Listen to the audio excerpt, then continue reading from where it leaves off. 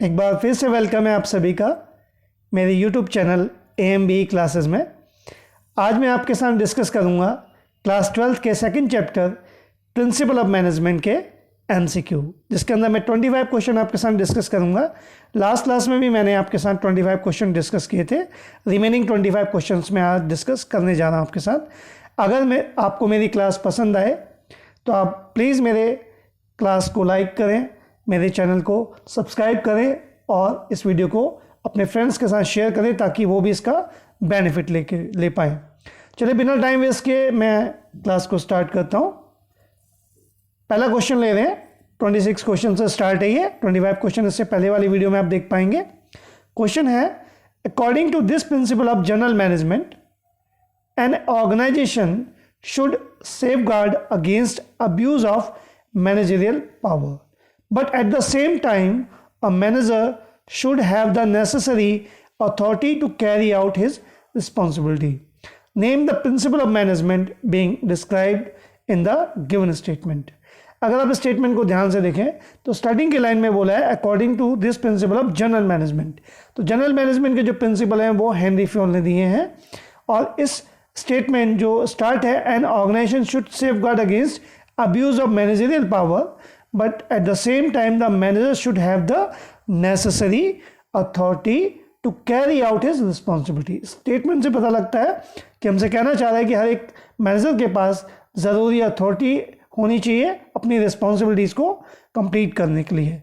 तो अगर इस प्रिंसिपल को हम सर्च करें तो ऑप्शन नंबर ए, इसमें डिसिप्लिन के बारे में कोई बात नहीं है। Option number B, authority and responsibility के बारे में इसमें बात हो रही है, तो ऑप्शन नंबर बी इसका करेक्ट है।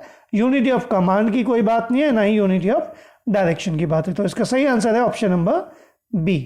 Next question, question number 27। This technique of scientific management aims to determine the amount and frequency of rest intervals that should be provided to the employees during working hours. तो scientific management की उस technique को पहचानना है हमें जिसमें हमें कहा जाता है कि एक इंटरवल के बाद, एक टाइम के बाद हमें अपने वर्कर्स को, अपने एम्प्लॉइज को रेस्ट देना चाहिए, जैसे टी ब्रेक देना चाहिए या लंच ब्रेक देना चाहिए या ब्रेक देना चाहिए, किसी भी टाइप का रेस्ट ब्रेक देना चाहिए। तो ये जो साइंटिफिक मैनेजमेंट की जो टेक्निक है, तो ऑप्शन नंबर ए है टाइम स्टडी। तो यहाँ पे टाइम के बारे में कोई बात नहीं हो रही है। मेथड स्टडी, किसी मेथड को सर्च करने की बात नहीं हो रही है। फटीग स्टडी, तो इसका ऑप्शन जो सी है फटीग स्टडी, जिसमें हम स्टडी करते हैं कि कितने टाइम के बाद आपके जो वर्कर्स हैं, एम्प्लॉई हैं, वो थक जाते हैं, उन्हें रेस्ट की रिक्वायरमेंट होती है, आराम की ज़रूरत होती है। तो ऑप्शन नंबर जो सी है वो उसका ठीक है, ना ही मोशन स्टडी की यहाँ पे बात हो रही है। तो ऑप्शन नंबर सी जो है इसका करेक्ट है कि हम फटीग स्टडी की बात कर रहे हैं, कि थकान का अध्ययन कर रहे हैं कि वर्कर्स को कितने टाइम के बाद थकान लग जाती है, उसे रेस्ट की जरूरत होती है। नेक्स्ट क्वेश्चन लेते हैं, question number 28। The techniques of differential piece rate system was developed by Taylor in order to, number 1, discriminate between efficient and inefficient worker, number B, rewards to efficient worker, number C, motivate the inefficient worker to perform better, and all of the above. तो आपके FW Taylor ने scientific management की जो techniques बताई हैं उनके अंदर एक डिफरेंशियल पीस रेट सिस्टम के बारे में उन्होंने बताया। उनका ये मानना था कि जो एफिशिएंट वर्कर है, जो अच्छा काम करने वाला वर्कर है, उसको इनएफिशिएंट वर्कर की कंपैरिजन में ज़्यादा वेजेस मिलने चाहिए। तो उन्होंने डिफरेंट पीस रेट सिस्टम बनाया, यानी जो वर्कर ज़्यादा पीस बनाएगा, ज़्यादा क्वान्टिटी बनाएगा, उसको हायर रेट से वेजेस मिलेगी। दूसरी और जो कम रेट से बनाएगा उसको कम रेट से पीस का रेट मिलेगा, यानी वेजेस का रेट मिलेगा। तो पॉइंट नंबर 8 डिस्क्रिमिनेट करने की बात कर रहा है, तो differential piece rate system discriminate करता है इनएफिशिएंट और एफिशिएंट वर्कर को, ठीक है। Reward to the efficient worker, बिल्कुल, जो एफिशिएंट वर्कर है उसको रिवॉर्ड देने की बात भी इसमें होती है। एंड मोटिवेट करता है inefficient worker to perform better. तो जो इनएफिशिएंट वर्कर होते हैं, जब वो देखते हैं कि एफिशिएंट वर्कर को ज़्यादा वेजेस मिल रही है अच्छा काम करने की वजह से, तो वो मोटिवेट होते हैं। तो ये सारे के सारे ऑप्शंस इसके ठीक है, तो इसका सही ऑप्शन है ऑप्शन नंबर डी। चलिए नेक्स्ट क्वेश्चन लेते हैं, question number 29। This technique of scientific management helps in development of the concept of assembly line which is widely used in automobile companies. तो टेक्निक्स ऑफ साइंटिफिक मैनेजमेंट को आपको identify करना है।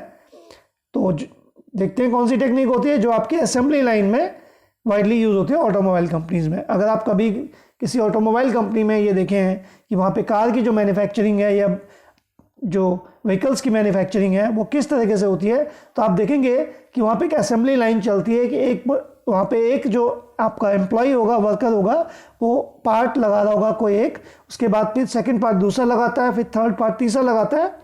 तो उससे क्या होता है कि बेहतर तरीके से काम होता है। तो ऑप्शन नंबर जो ए है मोशन स्टडी, यहाँ पे मोशन की स्टडी नहीं कर रहे हैं कि जो कौन सी एक्टिविटीज़ वेस्ट हो रही हैं। Standardisation and simplification of work की बात यहाँ पे नहीं हो रही है। Option number C method study, बिल्कुल जो ये ऑटोमोबाइल कंपनीज हैं यहाँ पे जो असेंबली लाइन यूज़ होती है जिनके थ्रू आपकी ऑटोमोबाइल्स जो कार्स वगैरह हैं या व्हीकल्स बनते हैं, वहाँ पे मेथड स्टडी के थ्रू इन्होंने असेंबलिंग लाइन का यूज़ किया है, असेंबली लाइन का यूज़ किया है। तो उसका जो सही आंसर है वो ऑप्शन नंबर सी है। इन्होंने मेथड स्टडी करके जो बेस्ट मेथड चूज़ किया है वो है असेंबली लाइन मेथड, जिसके थ्रू यहाँ पे कार्स की मैन्युफैक्चरिंग होती है। तो उसका सही ऑप्शन है ऑप्शन नंबर डी, सी सॉरी। और लास्ट ऑप्शन जो डी है टाइम स्टडी, यहाँ पे टाइम की स्टडी नहीं हो रही है। नेक्स्ट क्वेश्चन लेते हैं, question number 30। Which of the following is an objective of time study. तो जब हम टाइम स्टडी कर रहे होते हैं, ये भी एक साइंटिफिक मैनेजमेंट की टेक्निक है, तो उसके पीछे क्या ऑब्जेक्टिव होता है? Option A to determine the number of workers to be employed. बिल्कुल, जब हम किसी भी काम पे लगने वाले टाइम की स्टडी कर रहे होते हैं तो हम ये भी जानना चाहते हैं कि किसी काम को करने में जब कितना टाइम लगेगा तो उस हिसाब से हमें कितने वर्कर्स की ज़रूरत होती है, कितने वर्कर्स हमें रिक्वायर्ड है। पहला ऑप्शन ठीक है। To formulate suitable incentive schemes, बिल्कुल आपको ये भी देखना होता है कि किसी काम को करने में कितना टाइम लगेगा, उस हिसाब से आपको क्या एम्प्लॉयज़ को जल्दी काम करवाने के लिए कोई इंसेंटिव्स देना पड़ेगा या ओवर टाइम देना पड़ेगा, तो वो भी आपको फॉर्मुलेट करना होता है इसके अंदर टाइम स्टडी से ही। नेक्स्ट है to calculate the labour cost, और इससे लेबर कॉस्ट का भी एस्टिमेशन लग जाता है कि टाइम के बेसिस पे कितनी लेबर कॉस्ट हमारी आएगी। तो ये सारे के सारे ऑप्शन जो है ये ऑब्जेक्टिव्स हैं टाइम स्टडी के। तो इसका जो सही आंसर है वो ऑप्शन नंबर डी है, ऑल ऑफ द अबव। चलिए नेक्स्ट क्वेश्चन की ओर बढ़ते हैं। Question number 31। The concept of work study techniques includes. Work study की जो टेक्निक्स है उसके अंदर option number A time study होती है, option number B motion study भी होती है, option number C fatigue study भी होती है, एंड सारे हैं। इसके अलावा एक और भी होती है वो है मेथड स्टडी। तो 4 स्टडी हम करते हैं वर्क स्टडी के अंदर, जो हमें एफडब्ल्यू टेलर ने बताई थी साइंटिफिक मैनेजमेंट की टेक्निक्स के अंदर। तो time study, motion study, fatigue study, ये सारी हमारी वर्क स्टडी के कॉन्सेप्ट हैं, टेक्निक्स हैं। तो इसका सही आंसर है option number D, all of the above. Next question लेते हैं, question number 32। The objective of this technique of scientific management is to reduce a given line or product, given line of a product होना चाहिए था यहाँ पे, to fixed type sizes and characteristics, name the techniques।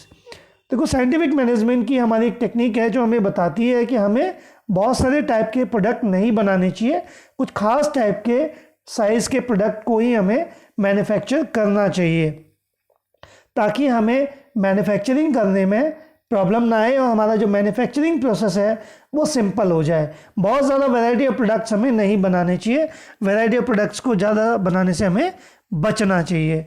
तो ये जो बात हो रही है यहाँ पे कि हमें रिड्यूस करना है a given line of a product to fixed types and sizes and characteristics, ये हमारे स्टैंडर्डाइजेशन एंड सिंप्लीफिकेशन के अंदर आता है। तो उसका जो सही आंसर बनता है वो ऑप्शन नंबर सी है, स्टैंडर्डाइजेशन एंड सिंप्लीफिकेशन। जब हम लाइन ऑफ प्रोडक्ट को कम कर देते हैं, रिड्यूस कर देते हैं और उसका फिक्स टाइप डिसाइड कर लेते हैं कि इस टाइप के ऐसे साइज़ के हमें प्रोडक्ट बनाने चाहिए, तो वहाँ पे हम प्रोडक्ट को स्टैंडर्डाइज कर रहे होते हैं और उसको प्रोसेस को सिंप्लीफाई कर रहे होते हैं। तो उसका सही ऑप्शन है सी। नेक्स्ट क्वेश्चन लेते हैं, क्वेश्चन नंबर है हमारा 33। According to Taylor each specialist is to be assigned work according to his or her qualities or capabilities, and the employees who possesses technical mastery should be involved in planning work, whereas those who with energy and good health may be assigned execution work। तो यहाँ पे हमें name the related principal of scientific management. Scientific management के अंदर FW Taylor ने हमें total 4 principal दिए, जिसमें पहला प्रिंसिपल दिया था science not rule of thumb का, दूसरा प्रिंसिपल हमें दिया हार्मनी नॉट डिस्कॉर्ड का, तीसरा दिया कॉपरेशन एंड नॉट इंडिविजुअलिज्म का, लास्ट दिया development of each and every person to his or her greater efficiency and prosperity. तो इसमें जो बात हो रही है इस स्टेटमेंट में, वो कहा जा रहा है कि हमें जो एम्प्लॉय जिस काम के लायक है उसे उसी तरीके का काम देना चाहिए।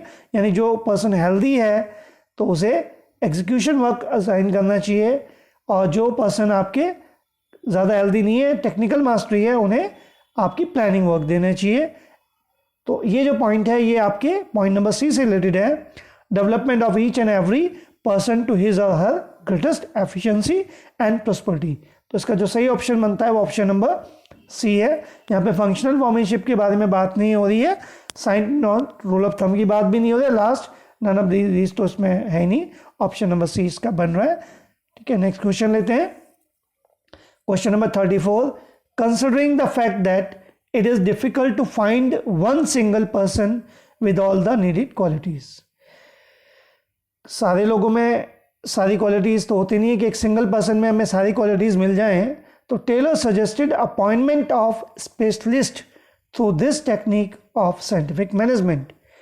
तो आइडेंटिफाई द टेक्निक। तो टेलर ने हमें सजेस्ट किया था कि आप क्या करें, स्पेशलिस्ट अपॉइंट करें डिफरेंट वर्क के लिए, क्योंकि एक सिंगल पर्सन के अंदर सारी क्वालिटीज़ नहीं होती हैं। तो अगर आप टेक्निक्स ऑफ साइंटिफिक मैनेजमेंट के अंदर जाएंगे तो उसके अंदर जो फंक्शनल फॉर्मनशिप है उसके अंदर हमें बताया जाता है कि हमें 8 अलग अलग फॉरमैन अपॉइंट करने चाहिए, जो अलग अलग तरीके के टास्क को ऑब्जर्व करेंगे, उनकी देखरेख करेंगे। तो इसका जो ऑप्शन बनता है वो फंक्शनल फॉर्मनशिप है, जिसमें टेलर ने सजेस्ट किया था कि हमें स्पेशलिस्ट अपॉइंट करने चाहिए डिफरेंट टेक्निक्स के डिफरेंट वर्क को ऑब्जर्व करने के लिए, डिफरेंट टास्क को देखने के लिए। तो इसका ऑप्शन बनता है option number C. Next question है, एक्सप्लेनेशन आपकी मैंने बताई दी आपको। नेक्स्ट क्वेश्चन है 35, according to this principle of scientific management has for its foundation the firm conviction that true interest of the management and workers are one and the same, and the prosperity for the employer cannot exist for a long time unless it is accompanied by prosperity for the employees and vice versa. Principal of scientific management के अंदर FW Taylor ने हमें एक principal दिया था जिसमें corporation not individualism की बात की थी, हार्मोनिक नॉट डिस्कॉर्ड की बात की थी। इन दोनों प्रिंसिपल में ये बताया गया था कि हमें मिल करके काम करना चाहिए। तो आपका जो प्रिंसिपल है जो कहता है कि एम्प्लॉयर बहुत लॉन्ग टर्म तक प्रॉस्परस नहीं रह सकता अगर उसके एम्प्लॉयज़ की प्रॉस्पेरिटी नहीं होती, उसके एम्प्लॉय जो हैं वो ग्रो नहीं करते, आगे नहीं बढ़ते। और सिमिलरली अगर कोई एम्प्लॉय भी आगे नहीं बढ़ सकता जब तक कि उसका एम्प्लॉयर और उसकी जो ऑर्गेनाइजेशन है वो ग्रो ना करे। यानी दोनों की जो प्रॉस्पेरिटी है एम्प्लॉयर की वो एम्प्लॉय पे डिपेंड है और एम्प्लॉयज़ की एम्प्लॉयर्स पे डिपेंड है। और ये तभी पॉसिबल है, ये तभी हो सकता है जब वो एक दूसरे के साथ मिल के काम करें, हार्मोनी के साथ काम करें, कोई डिस्कॉर्ड ना दिखाएं, किसी तरीके का डिस्प्यूट ना रखें। तो इसका जो सही आंसर बनता है वो है हार्मनी नॉट डिस्कॉर्ड। तो हार्मनी नॉट डिस्कॉर्ड होना चाहिए, तभी ये पॉसिबल है कि सारे के सारे जो हैं वो एक दूसरे की प्रॉस्पेरिटी एक दूसरे पे डिपेंड हो। तो ये तभी पॉसिबल है। चलिए नेक्स्ट क्वेश्चन लेते हैं। According to this principle of scientific management, the employees should be rewarded for their suggestions, which result in substantial reduction in the cost. तो प्रिंसिपल ऑफ साइंटिफिक मैनेजमेंट के बारे में पूछ रहा है, जिसमें एम्प्लॉई को रिवॉर्ड किया जाना चाहिए उसके सजेशंस के लिए। अगर आप एम्प्लॉयज़ को रिवॉर्ड कर रहे हैं उसकी सजेशंस के लिए, उसके सुझावों के लिए, तो इसका मतलब हम यहाँ पे कॉपरेशंस को फॉलो कर रहे हैं, नॉट इंडिविजुअलिज्म। यानी हम कॉपरेटिव बिहेवियर की बात कर रहे हैं। हम यहाँ पे बात कर रहे हैं कि जो मैनेजमेंट है उसको अपने एम्प्लॉयज़ के सजेशन को लेना चाहिए अपने ऑर्गेनाइजेशन के बेटरमेंट के लिए, इम्प्रूवमेंट के लिए। तो यहाँ पे कॉपरेशन नॉट इंडिविजुअलिज्म को फॉलो करना चाहिए। ऐसा नहीं कि आप खुद ही अपनी ऑर्गेनाइजेशन के बारे में सारे डिसीजन लेते हो, सारे सजेशंस खुद ही देते हो। आपको अपने एम्प्लॉयज़ से भी सजेशंस लेने चाहिए, कॉपरेट होकर के, मिलजुल करके टीम वर्क में काम करना चाहिए और अपने पर्सनल डिसीजन पे डिपेंड नहीं रहना चाहिए, बल्कि एम्प्लॉयज़ से भी सजेशंस लेने चाहिए, वर्कर से भी सजेशन लेने चाहिए। तो ये प्रिंसिपल जो है वो हमारा कॉपरेशन नॉट इंडिविजुअलिज्म पे बेस्ड है। पहला जो पॉइंट था वो science not rule of thumb के बारे में, इसमें कोई बात नहीं हो रही है। हार्मनी नॉट डिस्कॉर्ड, यहाँ पे कोई डिस्प्यूट की बात नहीं कर रहे हैं, ना ही हम सहयोग की बात कर रहे हैं, यहाँ पे सजेशंस की बात कर रहे हैं। तो ये कॉपरेशन से होगा जब हम एक दूसरे का सहयोग लेंगे और साथ में अपने पर्सनल बाइस को साइड रखेंगे, इंडिविजुअलिज्म की तरफ नहीं जाएंगे। चलिए नेक्स्ट क्वेश्चन लेते हैं। Rule of thumb refers to, rule of thumb यानी जब आप रूढ़िवादी होकर के पुरानी थॉट्स के साथ ही आप काम करते हैं, तो इसका मतलब option number A, use of personal judgement in handling management issues, यानी आप अपने पर्सनल जजमेंट ही करते हैं, आप पर्सनली डिसाइड करते हैं सारी चीज़ें, किसी से कोई डिसीजन नहीं करते, सजेशन नहीं लेते, ना कोई डिस्कशन करते हैं, आपके पर्सनल जजमेंट रहते हैं, यानी आप रूल ऑफ थंब को फॉलो कर रहे हैं। B, adopting a hit and trial approach to resolve management problem, तो जब आप मैनेजमेंट प्रॉब्लम को हिट एंड ट्रायल मेथड से ठीक कर रहे हैं तो वहाँ पे भी आप रूल ऑफ थंब का यूज़ कर रहे हैं, या वहाँ पे भी आप रूढ़िवादी होकर के काम कर रहे हैं। तो इसका जो ऑप्शन नंबर सी है, बोथ ऑफ द अबव, ये ठीक है कि दोनों ऑप्शन रूल ऑफ थंब को रिप्रेजेंट कर रहे हैं कि जब आप सारे डिसीजन खुद लेते हैं और हिट एंड ट्रायल मेथड का यूज़ करते हैं, यानी गलती करके सीखते हैं, तो वहाँ पे आप रूल ऑफ थंब को फॉलो कर रहे होते हैं। आप वहाँ पे साइंटिफिक नहीं होते, लॉजिकल नहीं होते और साइंटिफिक अप्रोच को फॉलो नहीं कर रहे होते हैं। तो इसका ऑप्शन नंबर सी ठीक है। नेक्स्ट क्वेश्चन लेते हैं, question number 38। According to Taylor, even a small production activity like loading figures of iron into boxes can be scientifically planned and managed। बहुत इंपॉर्टेंट लाइन है, scientifically planned and managed। कह रहा है कि एक छोटा सा चाहे प्रोडक्शन का एक्टिविटी है किसी भी प्रोडक्शन फर्म के अंदर, जहाँ पे कोई प्रोडक्शन वर्क हो रहा है, चाहे वो एक बॉक्स के अंदर हमें सिर्फ आयरन को डालना हो, लोहे के पीसेस को डालना हो, तो वहाँ पे भी उसको साइंटिफिकली प्लान करना चाहिए और मैनेज करना चाहिए। तो this can result in tremendous saving of human energy as well as wastage of time. तो अगर आप साइंटिफिक अप्रोच को फॉलो करते हैं प्लान्ड और मैनेज्ड तरीके से, तो वहाँ पे आपका टाइम भी बचता है, वेस्टेज भी नहीं होती और मटेरियल की सेविंग भी होती है। तो आपको आइडेंटिफाई करना है related principal of scientific management. तो साइंटिफिक मैनेजमेंट का प्रिंसिपल आइडेंटिफाई करना है। तो यहाँ पे अगर आप देख रहे हैं तो यहाँ पे कहा गया है साइंटिफिकली प्लान करना चाहिए और मैनेज करना चाहिए। तो साइंटिफिक प्रिंसिपल के 4 जो आपके प्रिंसिपल हैं, जिसमें science not rule of thumb का जो पहला प्रिंसिपल है उसी के बारे में बात कर रहा है। ऑप्शन नंबर ए जो हार्मनी नॉट डिस्कॉर्ड है, इसके बारे में कोई बात नहीं है, science not rule of thumb के बारे में बात कर रहा है कि आपको रूल ऑफ थंब यूज़ नहीं करना चाहिए, आपको साइंटिफिक होकर के किसी भी काम को करना चाहिए। तो इसका जो ऑप्शन बन रहा है वो ऑप्शन नंबर बी है, science not rule of thumb. Option number C भी नहीं है और ना ही डी है। Next question, question number 39। The application of principles of management has to be changed as per the requirement of prevailing situation at a particular point of time. अब यहाँ पे कहा गया है कि जो प्रिंसिपल ऑफ मैनेजमेंट है उनको चेंज कर देना चाहिए, जो भी आपकी प्रेवलिंग सिचुएशन होगी एट ए पर्टिकुलर टाइम, उस टाइम पे हमें उसे चेंज कर देना चाहिए। यानी means we should change the principle of management as per the change in business environment. तो which feature of principle of management is being described in the given statement. तो यहाँ पे पहला पॉइंट है कंटिजेंट। यहाँ पे एक कंफ्यूजन रहती है कई बच्चों को, उनको लगता है एक फ्लेक्सिबिलिटी की बात हो रही है, चेंज करने की बात हो रही है यहाँ पे प्रेवलिंग सिचुएशन में। एक होता है कि मे बी चेंज्ड और एक होता है शुड बी चेंज्ड, मीन्स हमें चेंज करना चाहिए। जब हमें चेंज करना चाहिए इट मीन्स कंटीजेंसीज की बात हो रही है कि अगर परिस्थितियाँ ऐसी बनती हैं, बिजनेस एनवायरनमेंट चेंज होता है तो आपको चेंज कर देना चाहिए।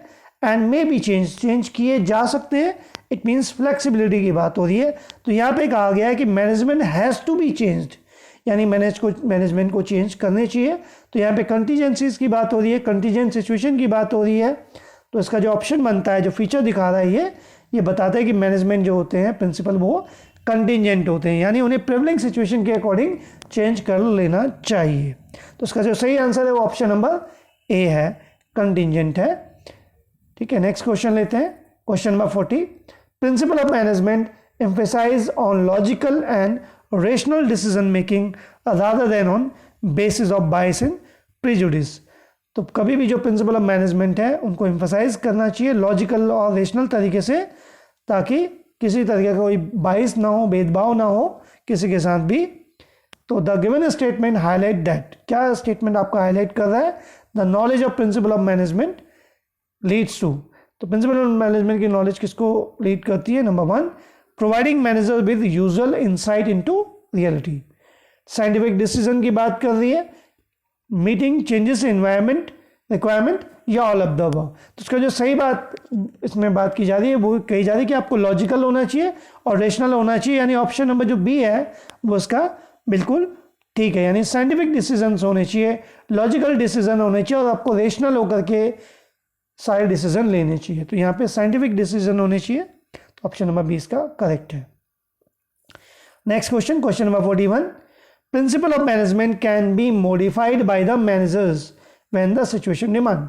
अब यहाँ पे भी ध्यान से देखो, यहाँ पे कह रहा है can be modified by the managers principle of management and this statement implies that the principle of management are. तो यहाँ पे ये नहीं कहा जा रहा कि हैज़ टू बी मॉडिफाइड, यहाँ पे कहा जा रहा है can be modified, may be modified, यानी किया जा सकता है।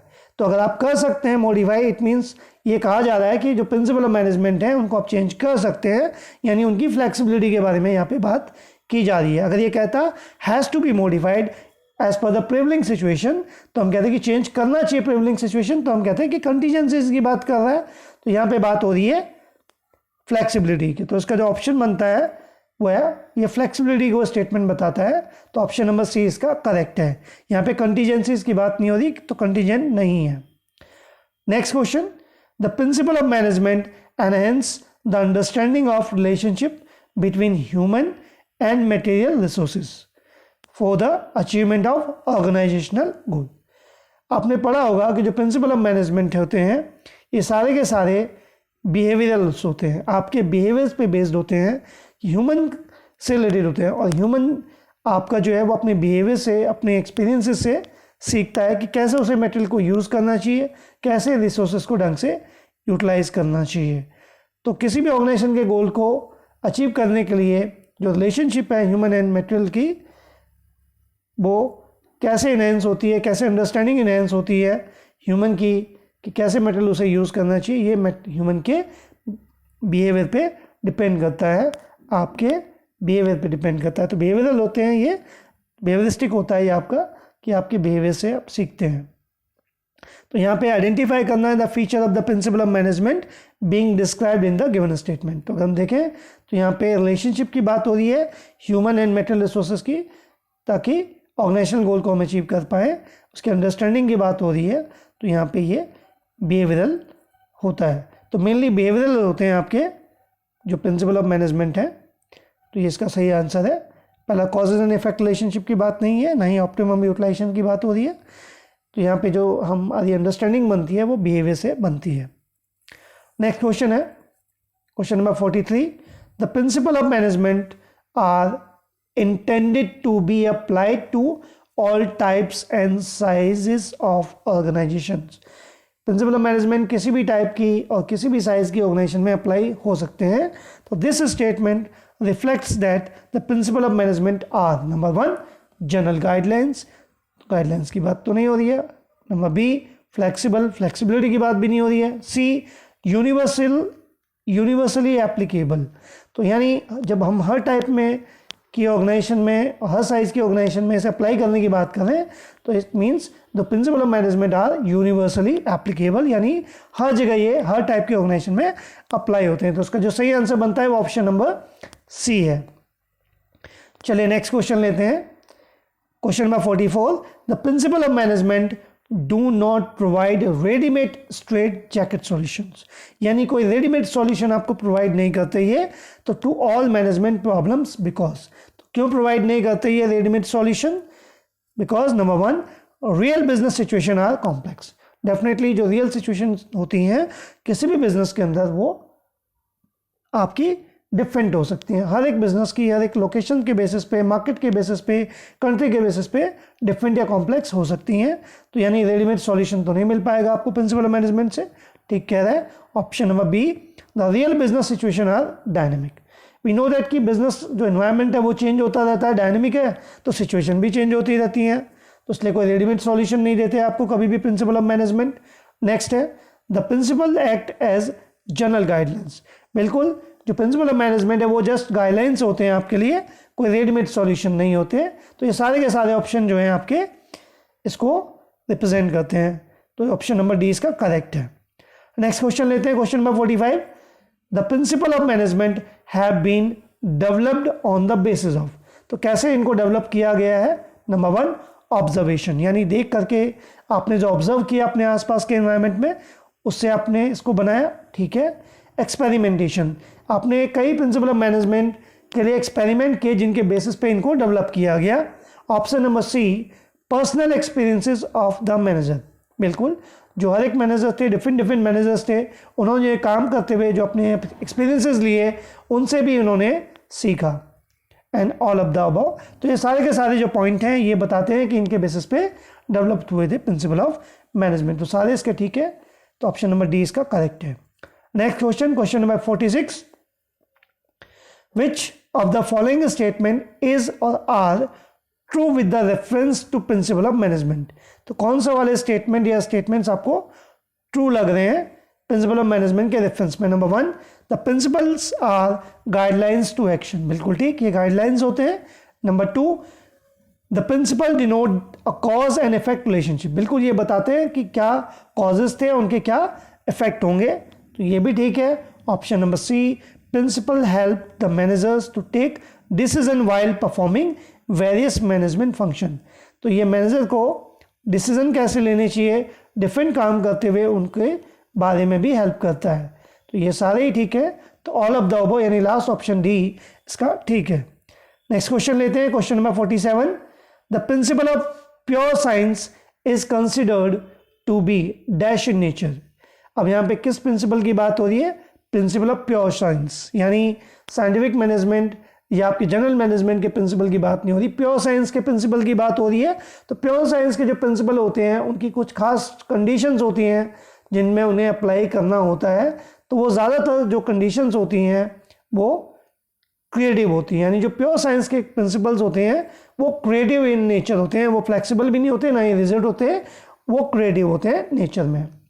Next question, which of the following statements best defines the techniques of management. इनमें से कौन से आपको लग रहा है कि जो बेस्ट आपका बताता है टेक्निक्स ऑफ मैनेजमेंट ये होती हैं? Option number A, it is set of guidelines to take decisions and actions. तो गाइडलाइंस जो है जनरली वो आपके प्रिंसिपल ऑफ जनरल मैनेजमेंट है। Option number B, it is a procedure which involve a series of steps to be taken. एक procedure है जो आपको सीरीज ऑफ स्टेप्स बताता है। बिल्कुल, साइंटिफिक मैनेजमेंट के जो प्रिंसिपल्स हैं अगर आप उनमें जाएंगे तो वो आपको बताएंगे कि इसमें आपको फंक्शनल फॉर्मेनशिप करनी चाहिए, स्टैंडर्डाइजेशन ऑफ वर्क करना चाहिए, सिंप्लीफिकेशन ऑफ वर्क करना चाहिए, आपको मेथड स्टडी करनी चाहिए, मोशन स्टडी, टाइम स्टडी, बहुत सारी इन्होंने आपकी टेक्निक्स बताई हैं। तो एक प्रोसीजर बताया हुआ है, पूरा एक सीरीज ऑफ स्टेप बताया गया है टेक्निक्स ऑफ मैनेजमेंट के अंडर साइंटिफिक मैनेजमेंट। तो ऑप्शन नंबर 20 का ठीक लग रहा है। They are general rules for behaviour of individual. तो जनरल रूल्स भी नहीं है बिहेवियर के लिए। तो ऑप्शन नंबर जो बी है वो बिल्कुल सही बता रहा है कि जो बेस्ट डिफाइन कर रहा है टेक्निक्स ऑफ मैनेजमेंट को, कि these are procedure which involve a series of steps. चलिए सेकंड लास्ट क्वेश्चन लेते हैं। सेकंड लास्ट क्वेश्चन है, सॉरी लास्ट क्वेश्चन आ गया आपके लिए, which principle prevents dual subordination. कौन सा प्रिंसिपल है जो आपके डुअल सबऑर्डिनेशन को प्रिवेंट करता है? डुअल सबऑर्डिनेशन यानी आपको एक से ज़्यादा जो सीनियर्स हैं, ऑफिशियल्स हैं आपके, वो आपको ऑर्डर दें।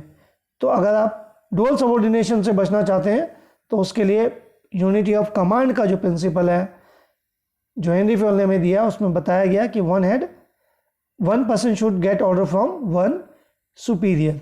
तो किसी भी सबॉर्डिनेट को उसके एक ही सुपीरियर से कमांड मिलनी चाहिए, ताकि डुअल सबॉर्डिनेशन की प्रॉब्लम ना आए और वो जो सबॉर्डिनेट है वो अपने काम को ठीक से कर पाए। तो अगर डुअल सबॉर्डिनेशन से प्रिवेंट होना है तो उसका जो आपको यूनिटी ऑफ कमांड को फॉलो करना पड़ेगा। तो ये था मेरा लास्ट क्वेश्चन है। उम्मीद है आपको मेरी क्लास पसंद आई होगी। अगर आपको मेरी क्लास पसंद आई तो प्लीज़ आप मेरे चैनल को लाइक करें, शेयर करें और चैनल को सब्सक्राइब भी करें। आप सभी का थैंक्स मेरे वीडियो को देखने के लिए। AMB classes, thank you very much.